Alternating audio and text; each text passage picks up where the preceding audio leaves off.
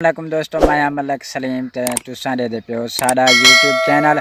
ते दोस्तों अज दी जी साडी वीडियो है बिल्कुल ही मज़ेदार थी वाली है। बिल्कुल इंदे 100 मिलियन व्यूज़ हुसन ते बिल्कुल ही मैं को यकीन है मेरे दोस्तें ते सारे दोस्तें बिरावें दे अगो मेरी रिक्वेस्ट है दोस्तों, अगर ये सारी आज दी वीडियो तो को अच्छी लगे चंगी लगे सोना ते प्यारा जाए एक कमेंट जरूर करे सो और सारे चैनल को सब्सक्राइब कर दे सो।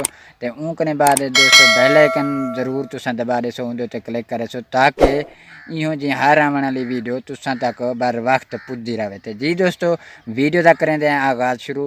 तो जी दोस्तों कल मैं शहर गया बदामी तो उत्तर मैं सोचे भाई इतना अपना सौदे वगैरह के दिवना। तो जी दोस्तों मैं तो चीनी पूछिए तो दुकानदार को मैं भाई जाना अपना चीनी किमें किलो देने पे। तो मैं को आके चीनी मैं देना पे 40 रुपये किलो। तो मैं आके ठीक है।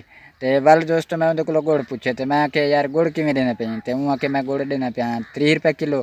तो दोस्तों वाला मैं बिल्कुल पेट्रोल पंप के उत्ते आ गए। तो जो ही मैं दोस्तों पेट्रोल पंप से आया तो मैं आके यार साइकिल मोटर के पेट्रोल पवा गिनूँ तो बंदा इवें कितनी काम थी वेंदे एमरजेंसी पाई वेंदी है।